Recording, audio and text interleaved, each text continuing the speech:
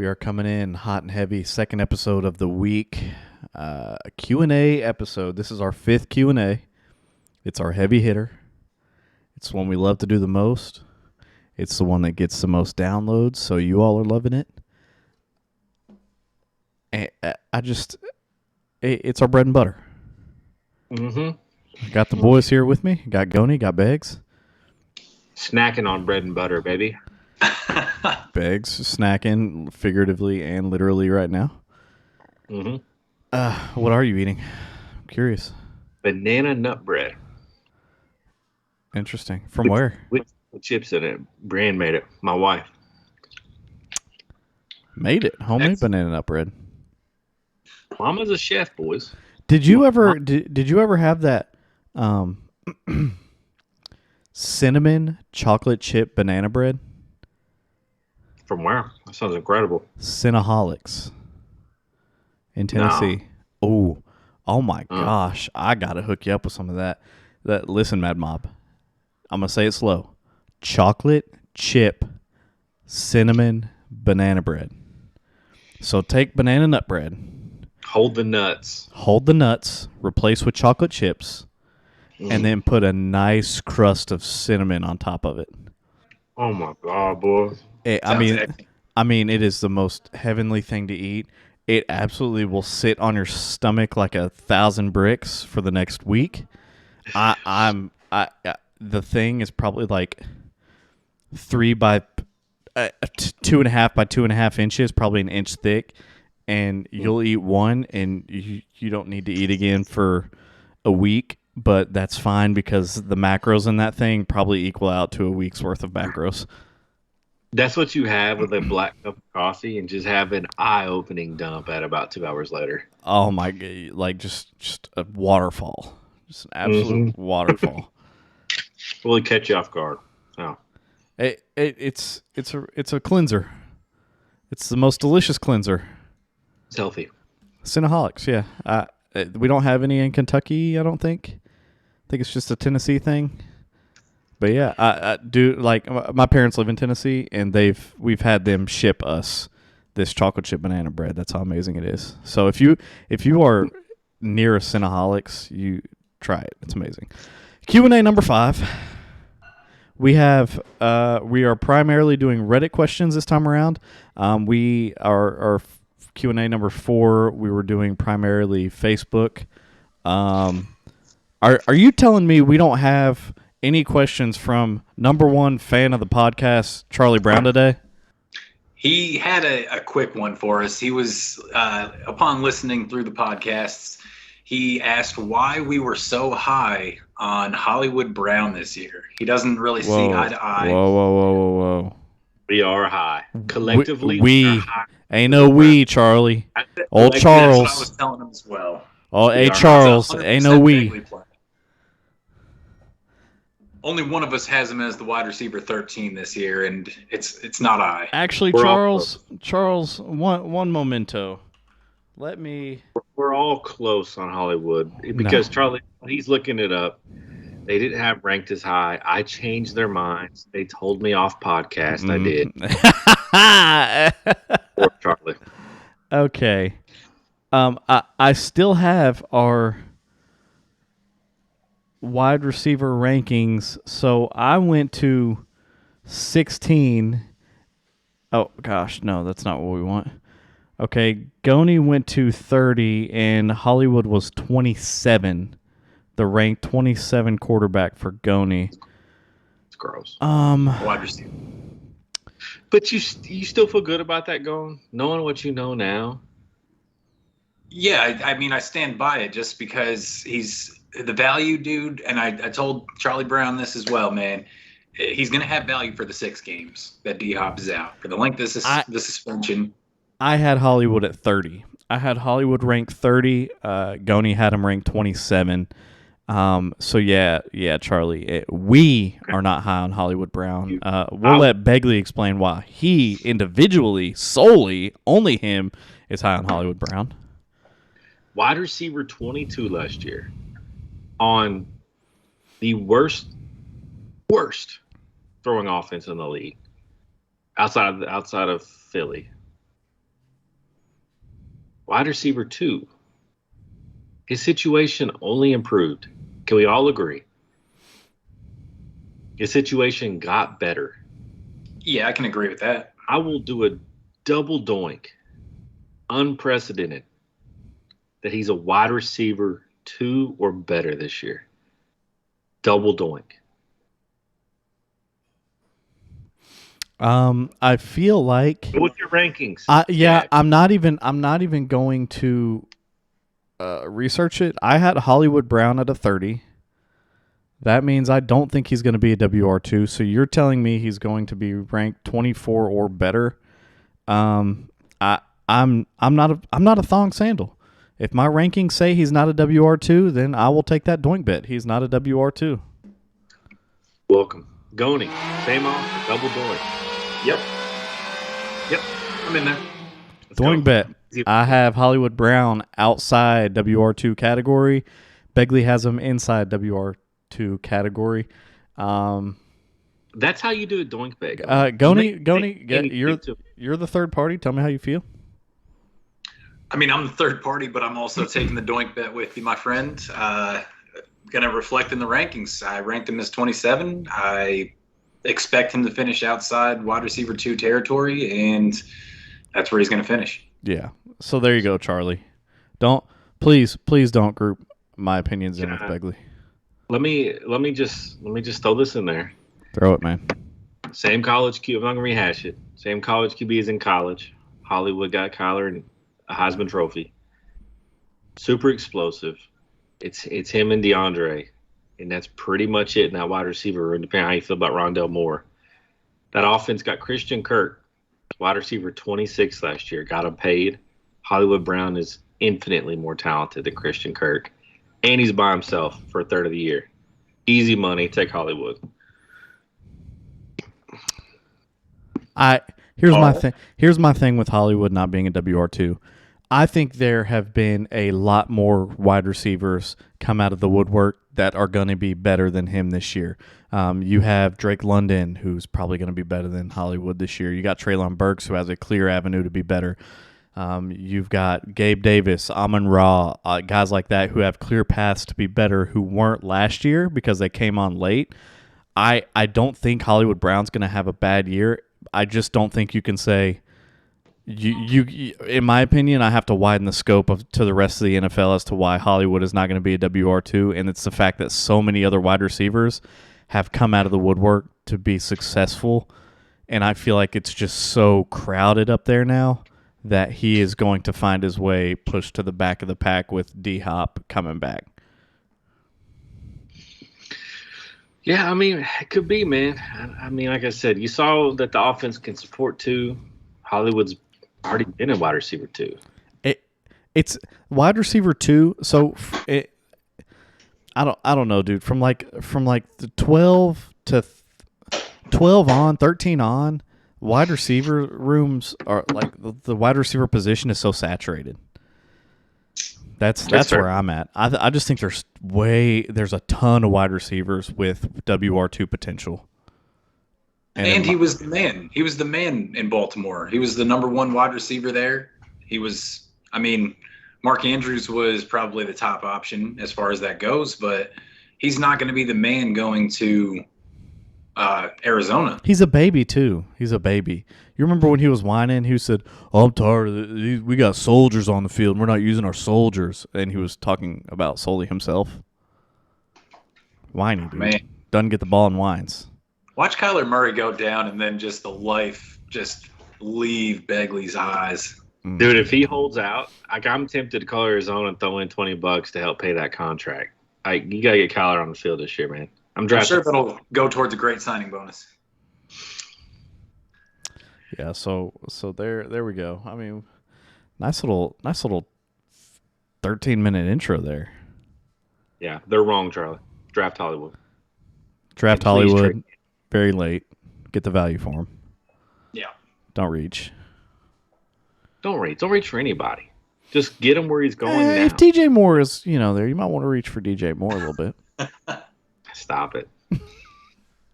All right, let's get some Reddit questions in here. Let's find some more friends of the podcast. We need We need some sort of subscription deal where you become a friend of the podcast. Your questions get Elevated. utmost seniority, like the most detailed arguments that we can possibly get into. So if you want to be a friend of the podcast, just let it be known. Just get in here, get in early. Let Wayne and I enter a doink bet on your behalf. First, go think about it and then shy away from it on your behalf. Goni hates making doink bets, so he gets scared. It's first come, first serve. Become a friend of the podcast. Let's take some Reddit questions. Ninja Tortoise 13 to play on Ninja Turtle. In case you guys catch that. Nice. Man, I knew that sounded so familiar.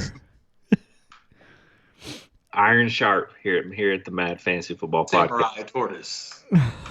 12-team half-point PPR. Now, I think this one's interesting. Give this some thought. Don't just discount it when I tell you. Deshaun Watson and Terry McLaurin is what he's giving up. He's getting T. Higgins and Kadarius Toney. He's rolling with Trey Lance at QB. Deshaun Watson and who? Terry McLaurin. He's getting T. Higgins, Kadarius Toney, and he's rolling with Trey Lance at QB.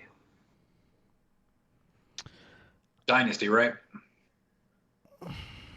Okay. Here's my thing. I understand you want us to think about it because you're like Deshaun Watson. He's got Trey Lance. T. Higgins is a dark horse for me this year.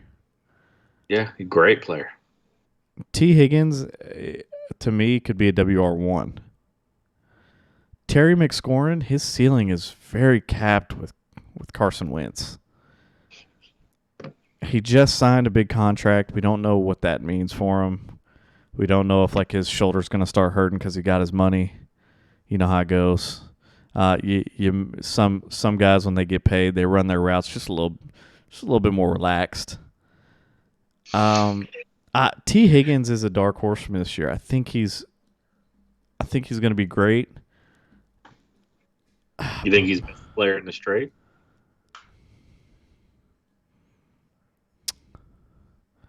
Yeah. Yeah. I do. Goni, what do you think? I am not doing that trade. I'm keeping McLaurin. I'm keeping Watson. I don't want Kadarius Toney or T. Higgins. And that T. Higgins, I think, is being a little overvalued in startup drafts right now, to be honest with you, man. He's in dynasties, man, he's going top 10 for wide receivers. I don't think T. Higgins and Jamar Chase really eat like that together all year. I think there might be some flip-flops. I think Jamar Chase commands more of the target share, as I mentioned before in the wide receiver shows. Terry McLaurin is going to be getting the best quarterback he's ever played with in his career.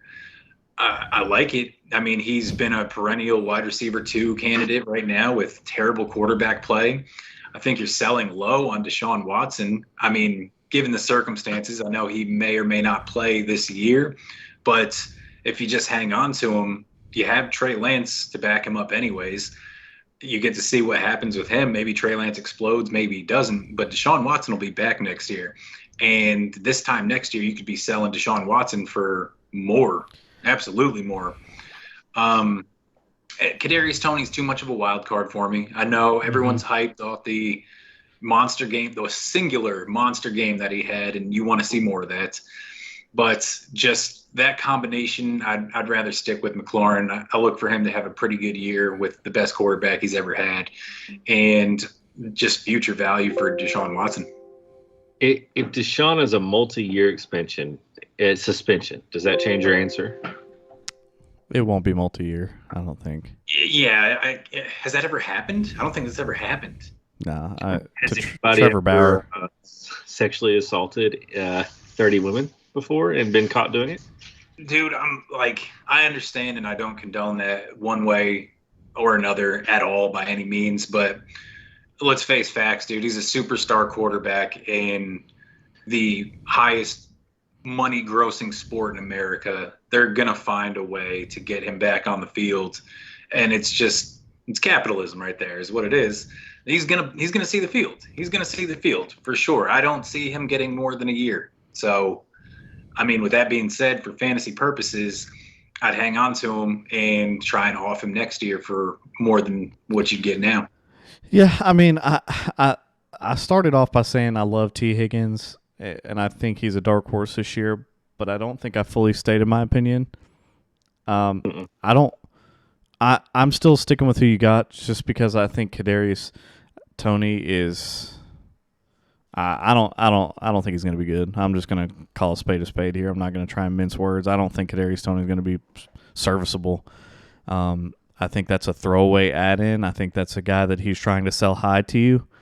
The fact of the matter is, you have 2 starters on your team next year, and he's got 1, and it's not like – and T. Higgins isn't that much better than Terry McLaurin to give up when he plays most likely a top 6 fantasy quarterback for years to come. So I'd probably hold here just because I don't like Kadarius Toney. If he could swap Kadarius Toney out for a number 1 pick next year, I would do that. I would do T. Higgins in a number 1 2023 for that. But Kadarius Toney is just such a throwaway. He's just trying to sell him high, in my opinion. I think I would do T in an early second, like 203 and up. I would do the trade, but not as it stands. I mean, there's going to be such a blowback about Deshaun just from the public. I mean, can the Browns trot him out week 1? I mean, is that even going to happen? Yeah, dude, it's Cleveland. If they're able to, they will. They pay. Absolutely. They trotted out Colin Kaepernick after the backlash for this stuff. At the end of the day, I'll put my sign, seal, deliver on this, and then I'll let y'all finish up on it. He's trying to buy Deshaun Watson when his value is at his absolute lowest, and he's trying to sell Kadarius Toney while his value is at his absolute maximum. It's just not a fair trade. Amen. The timing is perfect for the guy you're trading with, but look past that veil. Amen. That's perfectly said. TCG 8889. That's probably his computer password. He's giving Elijah Mitchell and Justin Fields. This is a super flex. Giving up Elijah Mitchell and Justin Fields. Getting Jerry Jeudy, Matt Ryan, in a 2023 1. Snap calling, right? Listen, while you guys think and take deep inhales of breath, snap call. Get Jerry Jeudy, get your draft pick, get a piece of bubble gum, get rid of Justin Fields. Give me Matt Ryan, as Wayne said, for 2 years. He's on a great offense where he's going to be able to hand the ball off. Play action is going to protect him. He's going to have a longer career. He's not going to get hit as much. Great offensive line. It's a snap call. Yeah. Here, Mad Mob, listen. I want Justin Fields to be the number 1 fantasy quarterback next year, just because of how much Begley hates his guts. I'd like to. Oh, man, I want to figure out some sort of bet to where Begley has to spend. If he loses, he has to spend $120 on an authentic NFL Justin Fields jersey and has to wear it. We got to figure something out for that. Somebody get Justin Fields' podcast, man. We need one of your jerseys. Prove me wrong, Jay. Please, man. And then he's gonna hear what I have to say next and be like, piss on those guys. Yeah, I mean, Matt Ryan, Justin Fields is gonna do it with his legs this year. He's gonna be serviceable in my opinion. But Jerry Jeudy is gonna be great for years to come. His situation got phenomenal. Matt Ryan is going to be very comparable to Justin Fields in my opinion. And then that 2023 class is amazing. You're getting a first rounder. I'm very confident that you're winning this trade if you trade off Elijah Mitchell, Justin Fields for Matt Ryan, Jerry Jeudy, and a 2023 first. Yep. Man, it's hard for me. I'm not gonna lie to you, man. It's hard for me. I think Begley probably put somewhere in the filter Justin Fields and Jerry Jeudy just in the same trade because it's the perfect storm. I know he looked for this. He's trading away Justin Fields, the man who he absolutely hates, and he's getting for no reason. I know, for no reason at all. And he's getting Jerry Jeudy, who he loves as much as you love DJ Moore, essentially. No. The love isn't there yet. Got it. You should have seen it in the dark last night. Nobody loves DJ. Nobody loves a player like I love DJ Moore. Fair enough. But the way I'm thinking about this, man, is Matt Ryan is more than likely only going to be good for 1 year, right? Am I correct in that line of thinking? I give him 2. I give him 2. So we'll say best case scenario is 2 years. You're in a super flex. We don't know his roster construction, but we're in a vacuum. You're trading away a quarterback and Elijah Mitchell. Chances are you're going to have to draft a quarterback with that first round pick, is my line of thinking on it. No. You don't think so? No. Not in the 2023. No. That's a great quarterback draft class, though, by the way. Yeah, but in a super flex, those guys go early. You don't know if he's getting. It's not going to go like some of our leagues where it's running back, wide receiver. It should, and if it doesn't, then he can snake one of the running backs at a better value, and he's winning either way. There will be a serviceable quarterback in the second round for you next year. So if a running back drops to you in the first next year, then you are getting great value in a great running back, and there will still be a serviceable quarterback in the second round. I know, man. I understand that, but at the same time, it's even Justin Fields. Justin Fields as a quarterback is more likely to put up 15 to even 18 points a game, which is still not a great game for a quarterback. He can put that up easily in your super flex spot, more so than a running back putting up 15 to 18, which is RB1 type numbers. So that's my only thing on it. I'd probably do it as well. It's just difficult for me. He's got 2 years. He's got 2 years with Matt Ryan. He's got 2 years to find a replacement to throw into the super flex for Matt Ryan. It's not like he's given up a quarterback and not getting a quarterback back. Like he's getting another quarterback to pop into the super flex spot in the meantime. And I think he'll have 2 good years out of Matt Ryan, serviceable years out of Matt Ryan. You can find another quarterback in 2 years to throw into the super flex spot. And I think you're winning long term. Absolutely. Justin Fields averaged 10 fantasy points a game last year, Goni. 10? And did they call it a sophomore jump or slump? I don't have that in my notes here. It's going to be a jump this year, believe that. Well, it can only be a jump. Be jumping over a newspaper, he's atrocious. How embarrassing is it that Beggs took a doink bet where he thinks Zach Wilson is going to outscore Justin Fields? Man. Well, after all this news with Zach Wilson coming out this past week, Zach Wilson might be the QB1 this year. Period. He's going to be incredible. All right, 12-team Superflex PPR. Although Superflex won't matter necessarily here. He's getting Justin Jefferson. This is a price check. He's giving up Travis Kelce, Keenan Allen, George Pickens, and a 2024 1. Going, I'll let you take this one first. Justin Jefferson for Travis Kelce, Keenan Allen, George Pickens, and a 2024 1. Superflex. I'm okay with it. It's still pricey to me, man. I know Travis Kelce is, he's getting old. He's still going to have a couple good years as just the positional advantage as he is. Keenan Allen, I think we start to see a little bit of a downswing on. George Pickens, he's still got to find his way up through the order. He's still probably going to be very good because the Steelers always find guys that are pretty good. It's just taken a while for Chase Claypool. And then a first rounder in 2024. I intentionally punted on Wayne on this one because of his deep dive into Travis Kelce's impending slump. So I knew he couldn't win him out. I just feel like you're only doing this if you're rebuilding, man. If I'm like a contender or anything like that, I'm keeping them. They can have Justin Jefferson.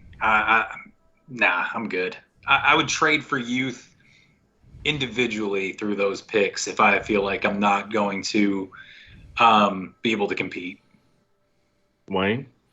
Listen, what's this guy's username? I want to be real personable in my You know what? I response. apologize. Yeah, I'm bulky top 2609. I'm sorry, bro. Bulky top.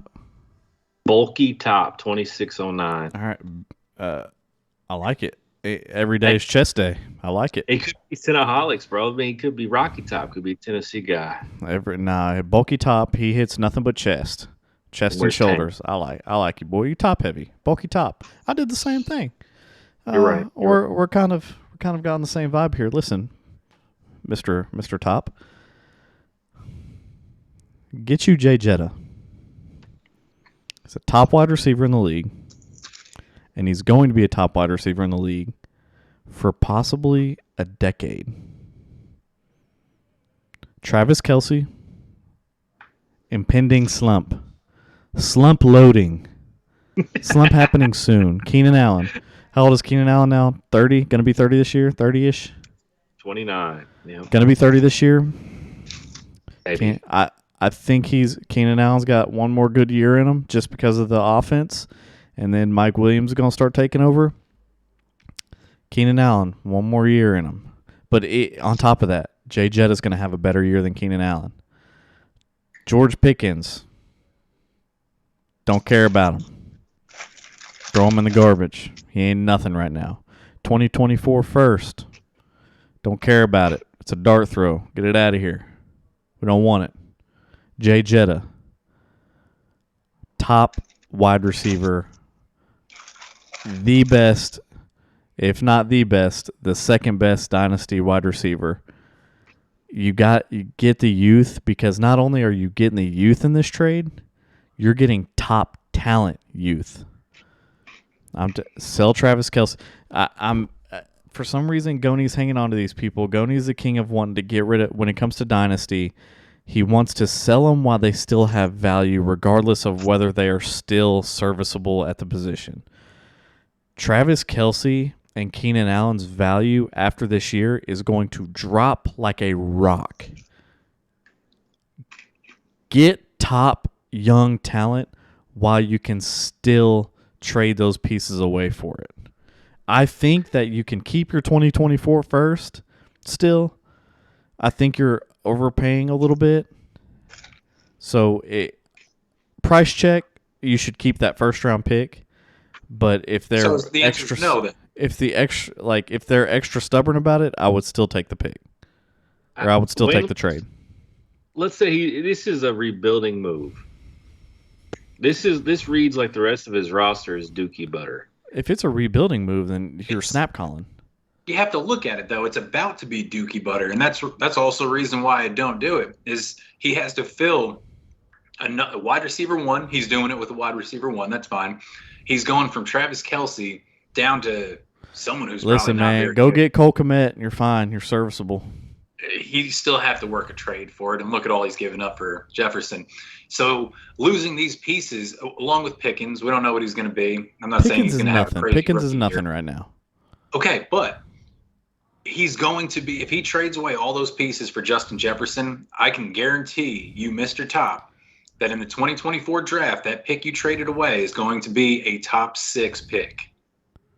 And you're sitting here with Justin Jefferson and whoever you get in the he's trading away 2 starters for 1 starter that's going to be is a generational talent. That's true. And he's trading away 3 starters, and I think we can. Pick is going to be a starter. George Pickens, come on, dude. No, the pick, not Pickens. The 2024 pick that he's going to absolutely, undoubtedly have a top 6 pick in if he trades away all these guys. No, that's not fair. You can't say that. No. I disagree with that. It's part of the trade. It's part of the trade. Is a 2024 pick. I get it, but why are you saying it's a top 6 pick? Undoubtedly, I disagree. Because he's trying to get younger as it is. I'm just saying. He doesn't have anyone serviceable to fill those voids with. The only void he has to fill is tight end. That's the only void he has to fill is tight end, and he's getting. Okay. We can all agree that he's getting a lot better at wide receiver. Even though Keenan Allen is a WR1, he's going from Keenan Allen to Jay Jetta, and he's getting a lot better in that slot. And the only position he has to fill, is tight end. That's the only position. Travis Kelce. Travis Kelce. And then I get everyone it. else. I get it. Okay. Can you not see that possibly Jay Jetta on average will probably get 6-ish more points per week than Keenan Allen? Can we agree that that's fair? Maybe. I mean, that's a big I don't number. know. No, I can't. Maybe. I mean, I don't think so. I think that's a lot when you rack up over the course of a season. Okay. So Travis Kelce compared to, let's say he goes over 100 points over the year. Let's say he gets Cole Kmet. How much more per game is Travis Kelce scoring than Cole Kmet? See, but you also can't do that. That's just what you were saying to me, that I can't call. Like, you're telling him that he's got to go out and make another trade. Basically, the question is, as it stands, you would do it, right? Yeah, but and this is in a vacuum. But so I'll just put it in a vacuum. The points that he's gaining off of Keenan Allen going to Jay Jetta, and the points that he's losing going from Travis Kelce to Joe Schmo, the point differential is gonna be slim. Therefore, go younger and sell while you still have the value for these guys. Their value, can we all agree that Keenan Allen and Travis Kelce's value after this year is dropping drastically? Can we all agree with that? Yeah, I'm with you. So I mean, so if you're selling Travis Kelce and Keenan Allen at their highest possible value, which is now, and your point differential going from Keenan Allen to Jay Jetta and Travis Kelce to Joe Schmo is still slim, why not? I'm not even thinking about George Pickens or the 2024 first, because he's still better in the long run, regardless of whether George Pickens was starting for him or who the 2024 first is. Wayne, let me ask you a conceptual question. Let's say Boulder Shoulders has outside of what he's trading away. Let's say his roster is depleted, God. Because to make a move like this, I think this is probably a pretty fair price for Justin Jefferson. I think if you're rebuilding, it's a trade you do, and if you're not, it's a trade you don't do. Do you take J. Jeff, Wayne, if you're rebuilding, and try to flip him for T. Higgins plus? No, because he's going to be a WR1 for at least 6 years. Just a question: Would you take a T. Higgins, Breece Hall plus Hall for Justin Jefferson? You know, if you're rebuilding, if your roster really is depleted, which to me that's how the trade reads. Mm-hmm. Probably not, because I don't know what Breece Hall's about. Justin Jefferson is a generational talent. Yeah, I do the trade too. I'm with you. I think Kelsey's better than you do, but I do agree with you on Keenan Allen. I don't like Pickens. At the 2024 one guy, I mean, I know what you're saying. You shouldn't have to pay that. You shouldn't have to pay that. I just think it's an overpay. That's all. Senor top heavy. You shouldn't have to do the 2024 first, and you should try and get that back. I still do it, and I think it's a slight overpay, but I still do it. I just don't think you need to give up your 2024 first. But either way, I do it. That was a good one. Yeah, I like that one. Take out the pick. I'm in. That was a good one. Pick. Substantial bat, 6'4", 12-team PPR. He's getting DJ Moore in a 23-second. Snap call. He's giving up Garrett Wilson, Christian Watson, and lifetime Taco Bell. Wait, what? You still snap on big boy? Yeah, snap call. DJ Moore. Ski. DJ Moore in a second for Wilson and who? Christian Watson. Yeah, snap call. Christian Watson. Snap call. Shut up, Goni. Just shut your mouth. Shut your stupid face up. He's snap calling it. We all know he's snap calling it. He's just trying to play hardball. We're putting DJ Moore on the roster. Yeah. 100%. All right. I love you, DJ. I had to give Wayne a chance to have his moment. Going, if I can find somebody trading for Gabriel, I'll give you a shout.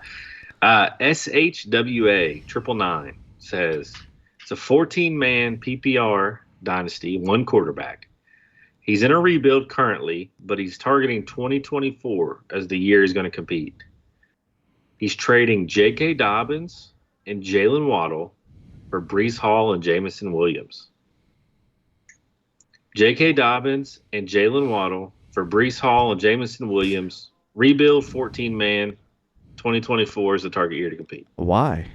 Why? Yeah, why? Why not compete now with the players? I'm confused. I just don't see what the upside is. He's not they're all relatively the same age range. They're all young. We know J.K. Dobbins is going to be good. We know Jalen Waddle is going to be good. We don't know about Brees Hall. We don't know about Jamison Williams, and they're all within 2 years of each other. Yeah. Why not just not do the trade and compete now? Unless J.K. Dobbins and Jalen Waddle are his only pieces and he's got flaming hot garbage around him and he knows he can't do anything for 2 years, then yeah, make the trade get a little younger because, I mean, you know what I mean? It might be like a Begley situation in the team that he got where all he had was Derrick Henry and Pat Mahomes. So, yeah, I mean, Pat Mahomes was young still, but at the same time, he knew by the time he was competing, Pat Mahomes wasn't going to be serviceable unless he got rid of him. Okay, I guess when I think of it like that, maybe I jumped the gun. I mean, maybe if those are your only two pieces and the rest of your team is garbage and there's nothing you can do to compete this year or next year, yeah, get a little younger. I don't you think you get a pick on top of that? Knowing what Waddle is? 100%. Nobody should ever do that straight up. I mean, J.K. Dobbins and Jalen Waddle for Brees Hall, Jamison Williams it's an L for you for sure if that's just the trade in and of itself. Yeah. Goner, do you agree? I just don't. I think it's not. I don't know. It's an unnecessary trade, in my opinion. I mean, none of those Brees Hall and Jamison Williams they haven't played one single snap yet. You've seen what J.K. Dobbins can do. You've seen what Waddle can do. Sure, Dobbins is coming off the injury. That's fine. He's going into what's probably going to be the best rushing attack in the NFL this year. Probably going to be the best rushing attack in the NFL next year. He's going to get the rock. He's going to put up fantasy points. I mean, I would just ride it out. And to me, it seems like he just really is going hard for Brees, to be honest with you. Being the 101 in most drafts, that's probably what he's looking for. Unless he just loves him and Jamison Williams. Jamison Williams has been talked up a whole lot as the best potential wide receiver coming out of this draft. I would just stand pat, honestly. Yeah, because you got to look at it this way, too. Yeah, Brees Hall's got a lot of – Brees Hall's also in New York. And Jameson's got Jared Goff throwing it to him. Right now you've got Lamar Jackson and J.K., and you've got who's this other guy? Tua and Waddle. Yeah, I mean, you've got a great offense in Miami. Yeah. So, I mean, and like I said, it's 2 years. This is your classic laying in bed, I'm bored, and it's the off season, and I just want to trade. Yep. Kind of thing. You know what I mean? He's probably cupping in one hand and just trying to hit the trade buttons in the other. Yeah, just make it worth your while. It's not worth his while. Make it worth your while, and that's fine. Yeah, because you're still young. It's not like that's just a weird trade for me. It's not like he's trading away like a 27-year-old serviceable guy. He's trading away young guys for just younger guys. I don't know. I think in 20 you got to look at it. If you're competing in 2024, you're competing in 2024. Guess who's still going to be good in 2024? J.K. Dobbins and Jalen Waddle. All right, Wayne, I've got one that's going to put you in a box. Your head's going to be spinning. You're going to have quandary here. 12-team, half-point PPR, super flex. He's a contender. Seattle and L.A. says, I'm trading DJ Moore. I'm getting Nick Chubb. Now, he does give his team, and I'm going to just quickly give you kind of the top two players at each position. His current running backs are Dalvin Cook, Gibson, and Elijah Moore. His current receivers are CeeDee Lamb, AJ Brown, and Tyreek, and DJ Moore. Do you think that's good value for DJ Moore? It's good value for him, but I don't think he needs him. I don't think he needs Nick Chubb. What are his running backs again? Dalvin Cook, Antonio Gibson, and Elijah Mitchell. And his receivers are CeeDee Lamb, AJ Brown, and Tyreek Hill. To me, I'm keeping DJ Moore because Antonio Gibson, it's fine. Dalvin Cook's a starter for the next 2 years. Antonio Gibson is a starter for the next several years. AJ Brown, we don't know what he's going to do. We all know Jalen Hurts is not the best with throwing, so I'm not high on AJ Brown this year. You all are both higher on AJ Brown than I am. I think Tyreek's going to be good. Yeah, DJ Moore's starting for you. I think there's a world where Nick Chubb, you might be playing the matchups with Antonio Gibson. Goni, what do you think? I'm holding. I'm playing DJ Moore in the flex every week over making that trade and bringing in Nick Chubb. I don't know. I don't know how great of a year Nick Chubb has this year, man, especially with Deshaun Watson potentially having the suspension. I think they just load up the box.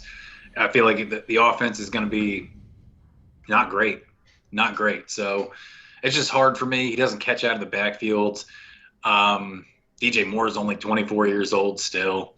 Quarterback proof. It's just, it's just better all around. So, I'm going to stick with Gibson as the RB2, Elijah Mitchell as well. And, I'm going to play DJ Moore in the slot. I'm going to stand pat. Yeah. If he had a garbage bag as his RB2, that's a different story. But Antonio Gibson's solid.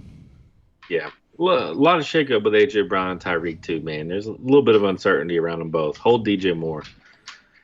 Send us the jersey, DJ. We're ready for it. I'm just low on AJ this year, man. Just Yeah, don't know I am about too. him. I want to be low on Tyreek, but it's Tyreek Hill. I can't be low on him. My bones tell me I should be low on him, but my brain's just saying it's Tyreek Hill, bro. Don't be low on him. AJ Brown's ADP is a little rich for me as well right now. Right? Yeah. I don't know what the hype is, man. I think AJ Brown is a phenomenal football player. He's a beast whenever he's on the field. He disappears here and there, but he's an athletic freak and he's super efficient with the ball. But man, just the way he disappears sometimes, the new offense going on and stuff, man, I don't know how he's getting drafted so high. That kind of scares me. Yeah. Let me Google something really quick. Go ahead. Make another point here while I Google this because I want to look at something really quick. Beggs, would you rather have him? Would you rather have? The ADP is off. I was gonna just throw two players at you. Would you rather have AJ Brown as your wide receiver one? First off, do you feel good about that? If he was your wide receiver one? No, not really. Okay. Would you rather have AJ Brown as your wide receiver one or Terry McLaurin? Man, I love rack yardage, and AJ Brown is elite yards after the catch. I just worry about Jalen Hurts.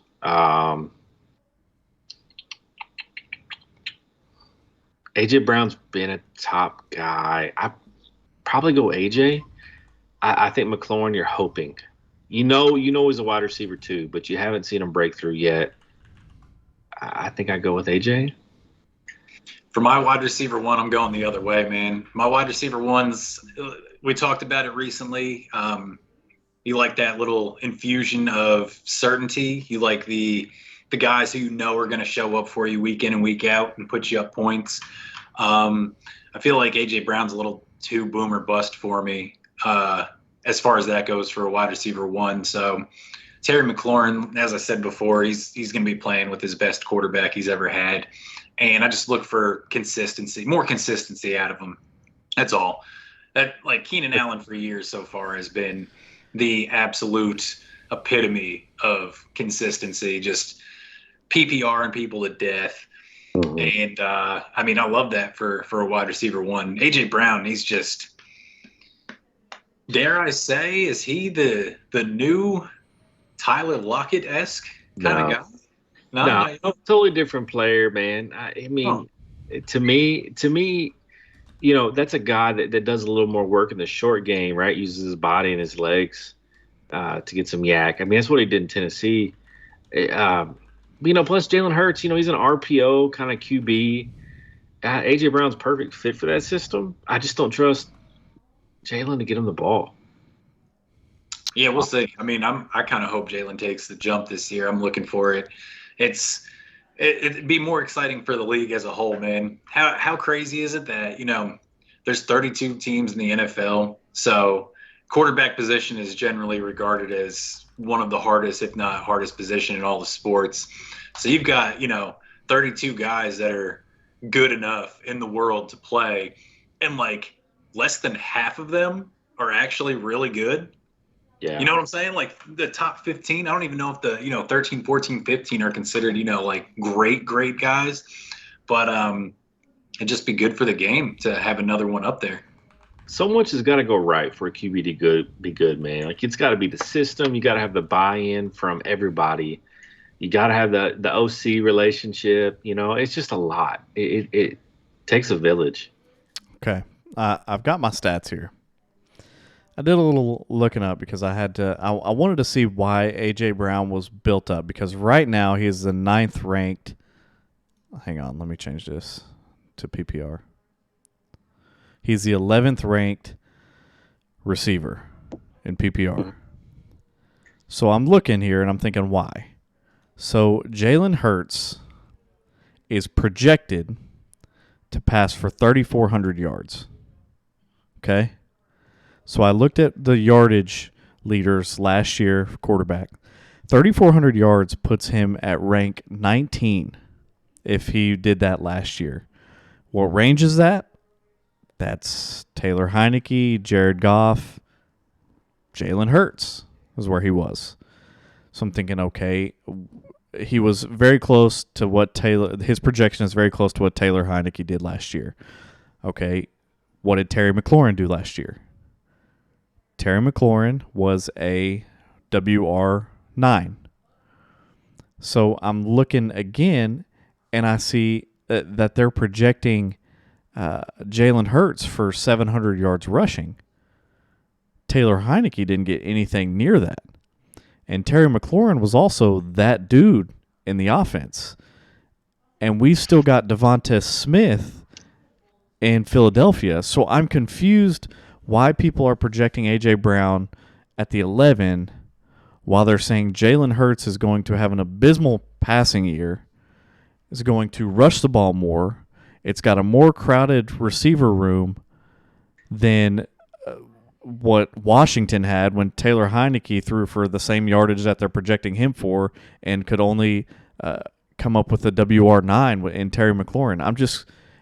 The numbers aren't adding up to make A.J. Brown the number 11 receiver for me. Something's wrong there, though, with the Terry McLaurin numbers that you got.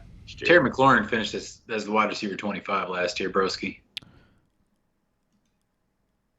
What? Yeah. He's 25. Yeah. Terry McLaurin finished as the wide receiver 25 last year. Oh, no. His outlook is the 9th. Oh, his ADP? Yeah, his outlook is to be the 9th ranked wide receiver. Oh, my bad. Okay. But yeah, I mean, that makes my point even more.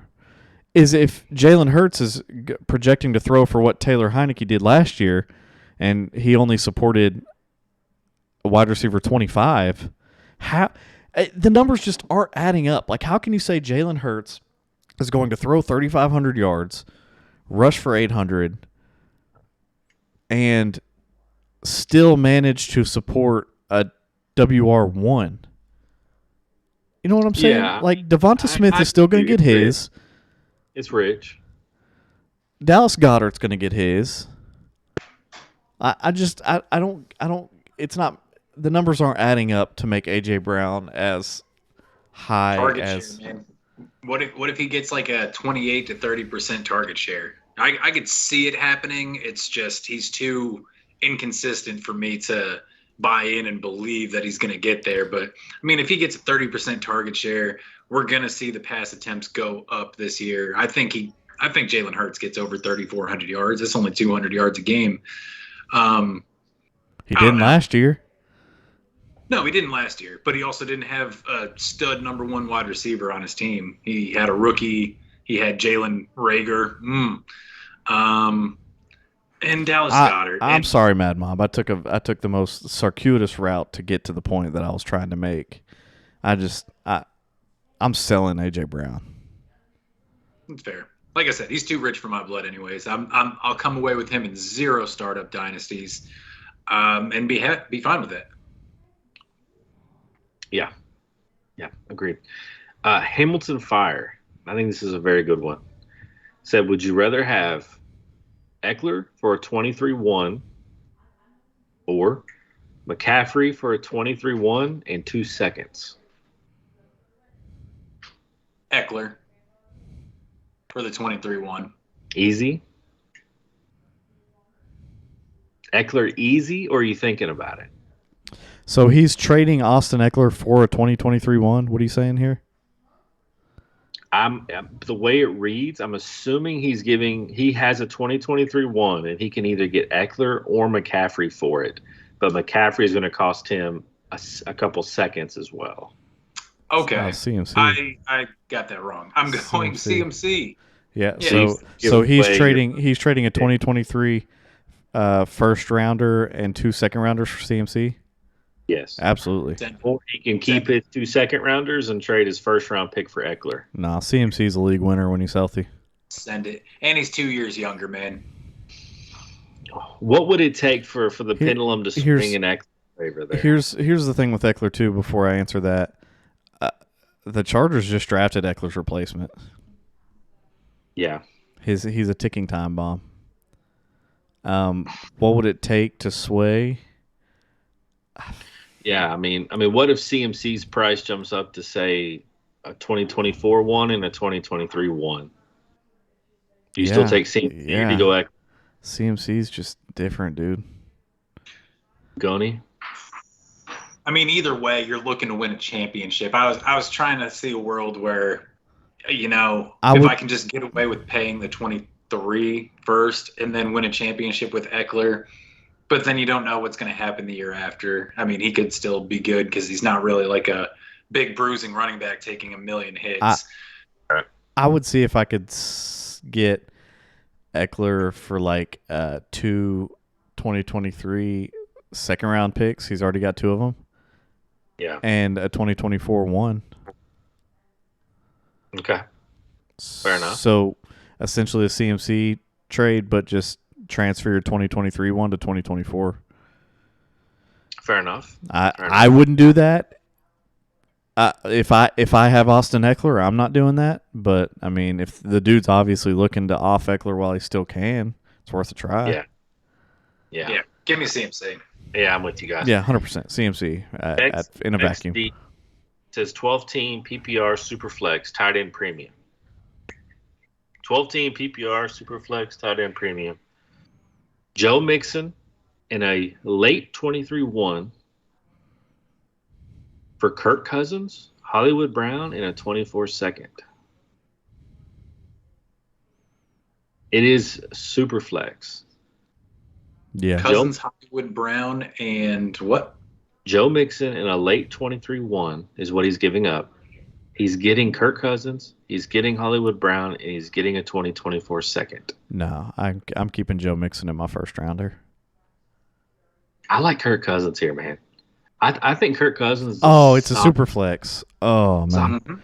But we're in a vacuum. Do you know what his team looks like? No, we're in a vacuum. That's the only reason. Superflex and a quarterback is involved. I want to say snap call the side with the quarterback. I wish I knew his roster makeup. I'm going with Kirk Cousins, Hollywood Brown. It's pretty easy for me. I think Mixon in a dynasty, you may have 1 year left in him, maybe 2 if you're lucky. What's Kirk Cousins got left in him? think Kirk Cousins got 3. I mean, he's tethered to Jay Jeff for the foreseeable future. Nobody in Minnesota lets him walk. He's got Dalvin Cook for 3. I think the offense is pretty consistent. You know, I love Hollywood. I think Hollywood's probably worth a 23-1. Do you think that because Kirk Cousins is only playing out this year, right? Or is he signed for next year as well? He got a 3-year deal, bro. Yeah, he's gonna be in Minnesota for 3. No, he's done after next. Mm-mm. No, I'm almost certain he's done after next. He only signed a 1-year extension.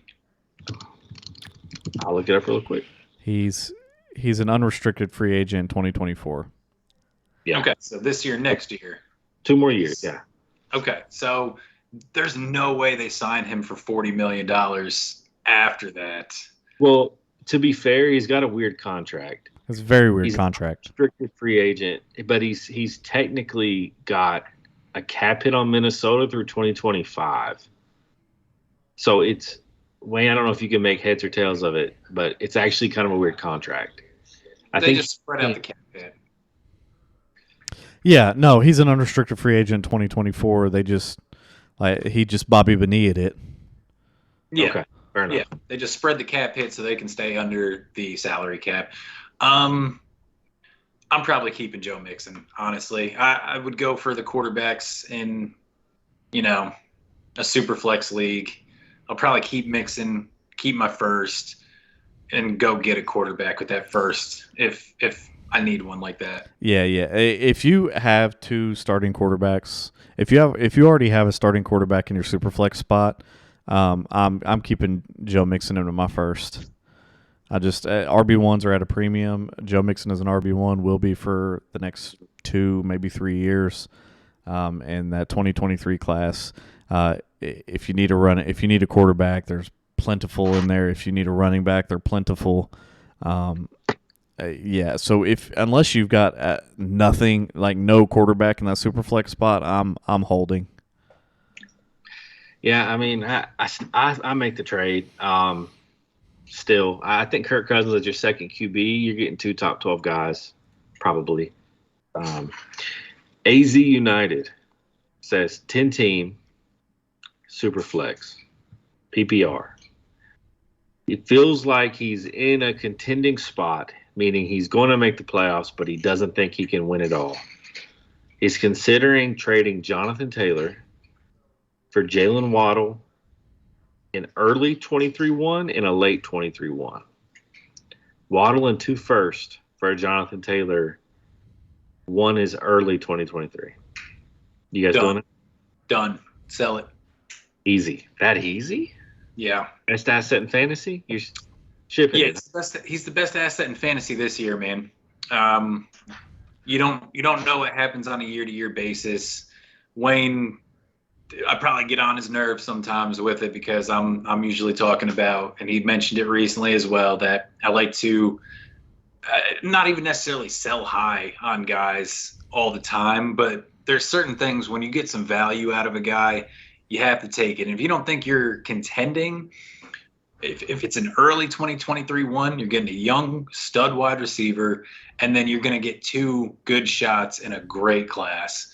So, and you're going to have your pick as well in the 23. So that's 3 first rounders that you have to try and duplicate. You don't know if Jonathan Taylor comes out and gets hurt, this year or whenever, really. I mean, Christian McCaffrey lost a whole lot of value if you try to, trade him last year or the year before that. Like, it's a crazy game, and things change all the time. So give me what I can get for him. Wayne?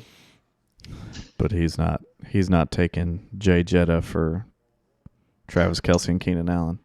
Go. In the pick, no. 2024 pick.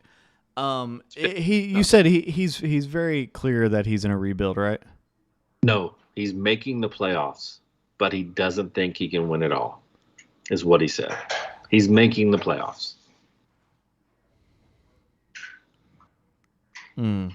Which makes me think this is no snap call. This is absolutely no snap call. It makes me think there's a guy in the league that's just got probably a loaded roster, just filthy.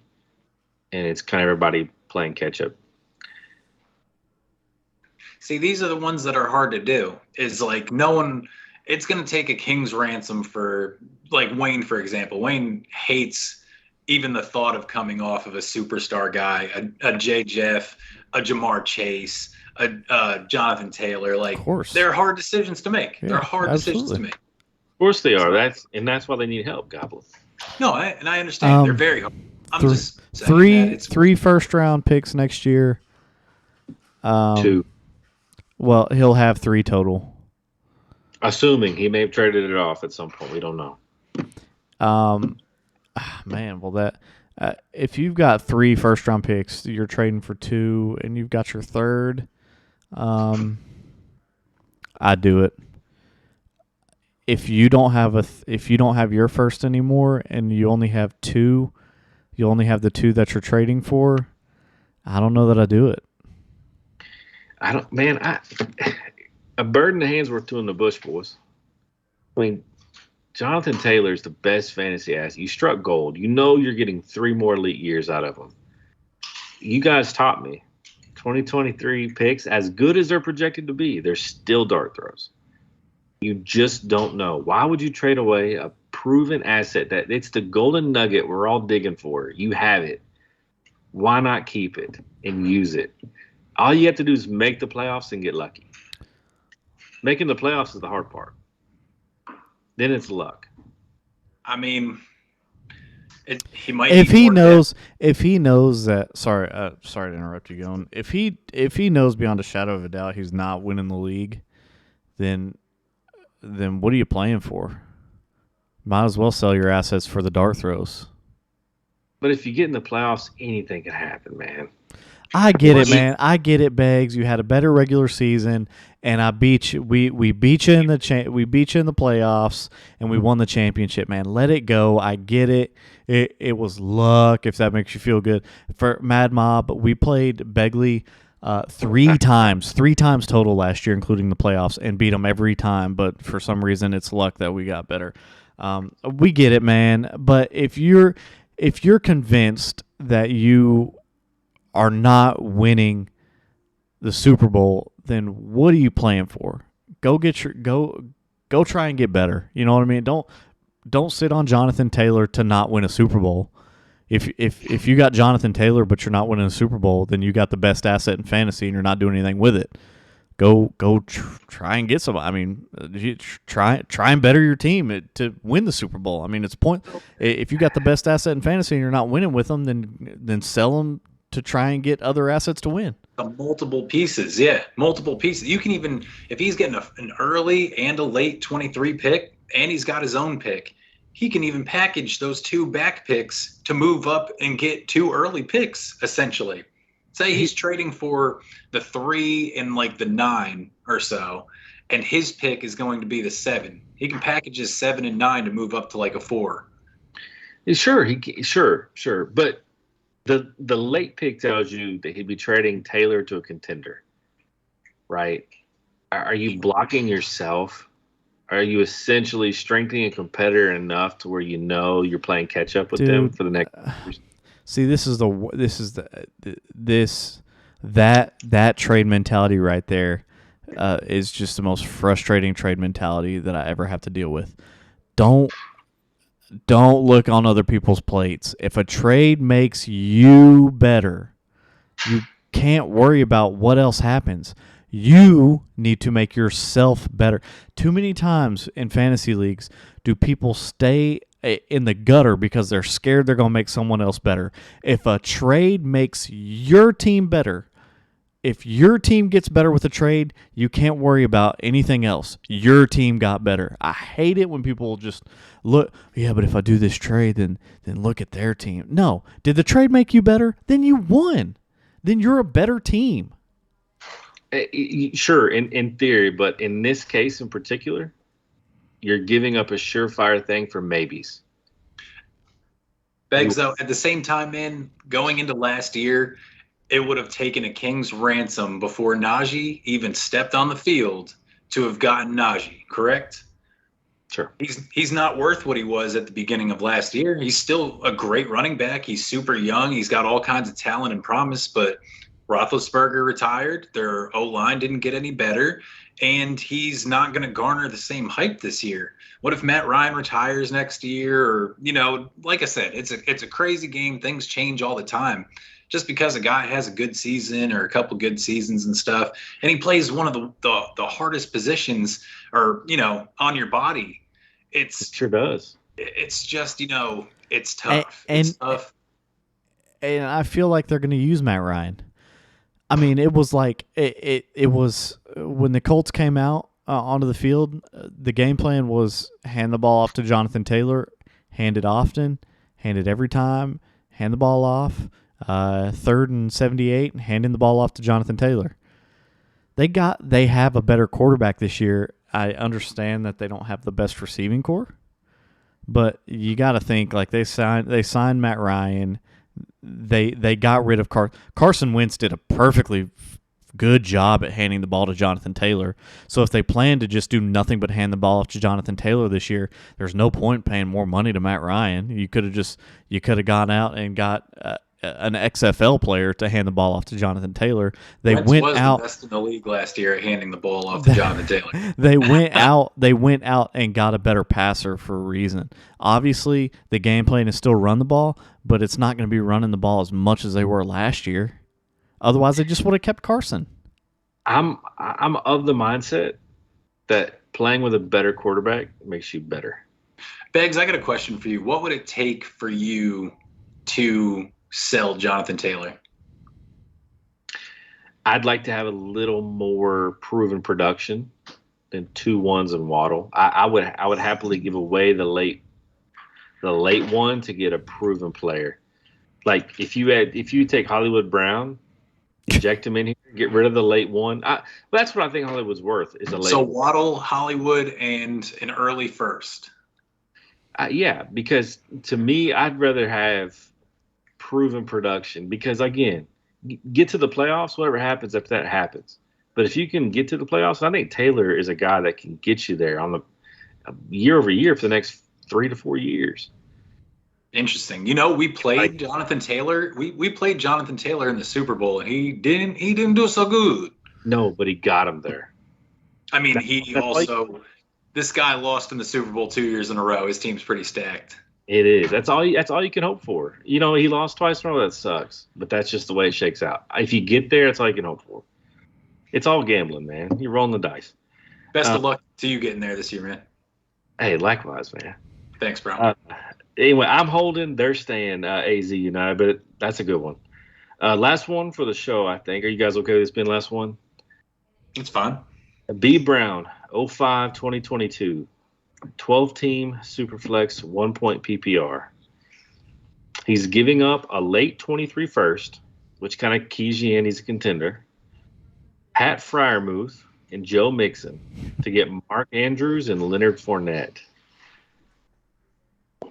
A late 23-1, Pat Freiermuth, greatest ever was, and Joe Mixon for Mark Andrews and Leonard Fournette. No. You're Freiermuth, huh, boys? All that noise. We heard noise for months. It's more so Joe Mixon in a late first for an aging running back and arguably about to be the best tight end in the game or top 3 for years to come. Is Mark Andrews worth the late 23-1 by himself?